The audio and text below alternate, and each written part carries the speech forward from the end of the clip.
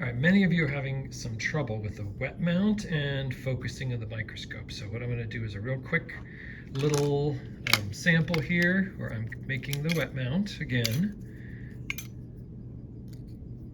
It's a little too much liquid there, but that's fine.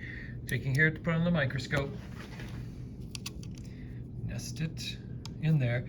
Now, here's the idea. Center it. So actually my cover slip is here, so I'm going to make sure it's centered on the cover slip.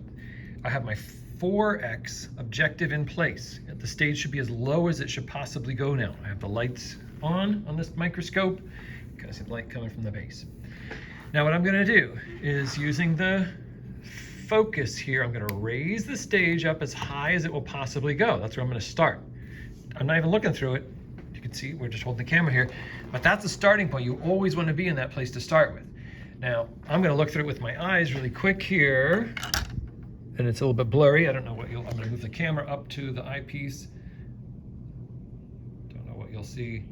If you'll see anything at all, probably not, because there's nothing much there to see.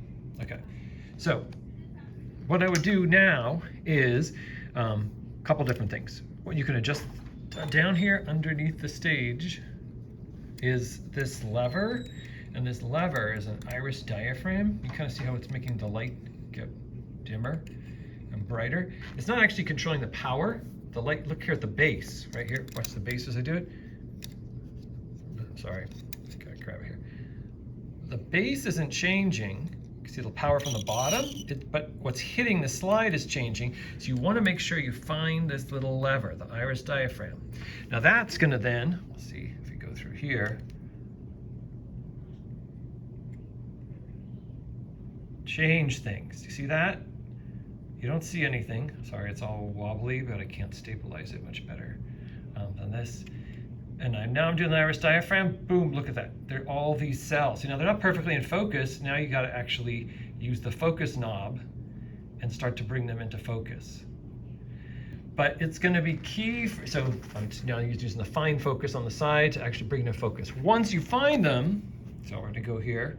What I'm going to do is, you see them moving around. If you want to see them better, I'm going to shift it from the 4x to the 40x. Don't move anything else. Don't touch any other part of the scope. Just rotate that. Then you're looking back through again. And now, maybe it should be. Now you see there, I could tell there's stuff moving, but it's blurry. So I'm going to focus one direction. If it's not getting better, I'm going to turn the other direction, and boom, there you go. Those are the tetracelmus, the algae cells that you should be seeing in your sample at home. Now you can see the background, there's all these little dark spots. That's nothing, that's just water spots or air or dust. That's not what you're going to be looking at. So if you find stuff, but it's not moving like these things are, then you're not looking at the right thing. Notice how all these cells are basically the same size, they're the same shape.